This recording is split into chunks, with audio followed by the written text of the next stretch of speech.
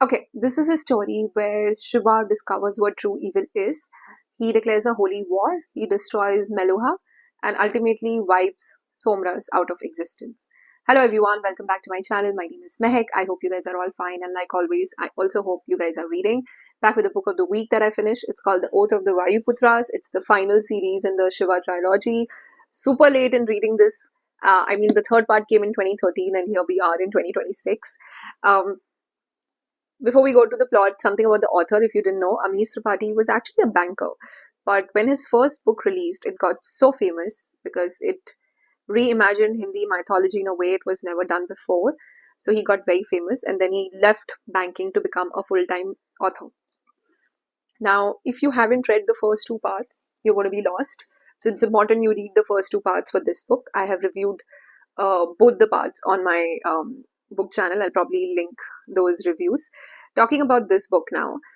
In this book, like I said, Shiva finally discovers that Somras, the holy or the drink of God, which leads to long life and prosperity, is evil and it needs to be destroyed. So he declares a holy war on anyone and everyone who uses Somras, including his father-in-law and Sati's father, Daksha.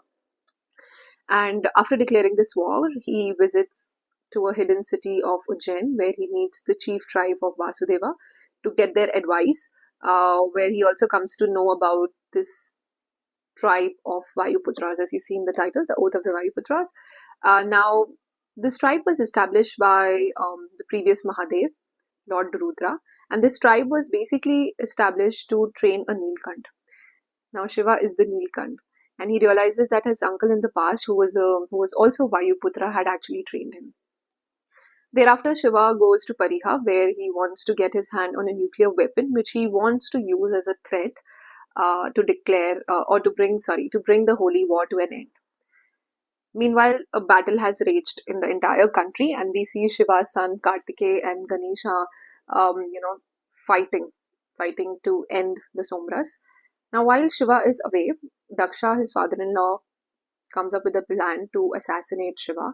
So he declares a peace treaty where actually he wants to kill Shiva.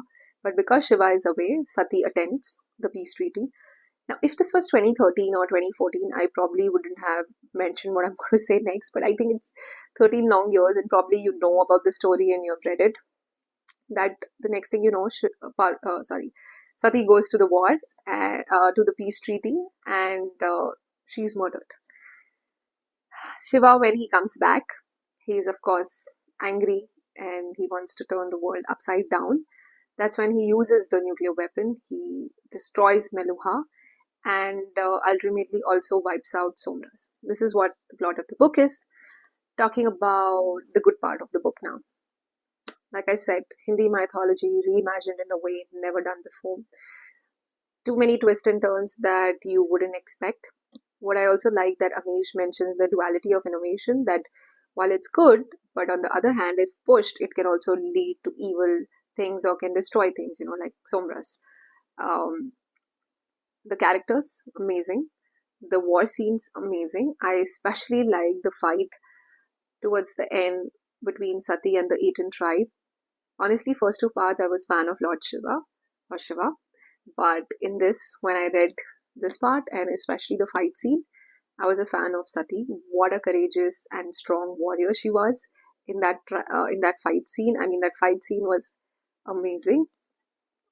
The book also delves into heavy philosophical discussion on dharma, karma, what is evil, what is good. I just have a quick quote here which I wanted to leave, where Shiva is talking about karma, and he says that this is an empowering thought. When you know that your fate is completely random, you have the freedom to commit yourself to any theory that will empower you. If you have been blessed with good fate, you can choose to believe it's God's kindness and humility. But if you have been cursed with bad fate, you need to know that no great power is seeking to punish you. Your situation is in fact a result of completely random circumstances and indiscriminate turn of the universe.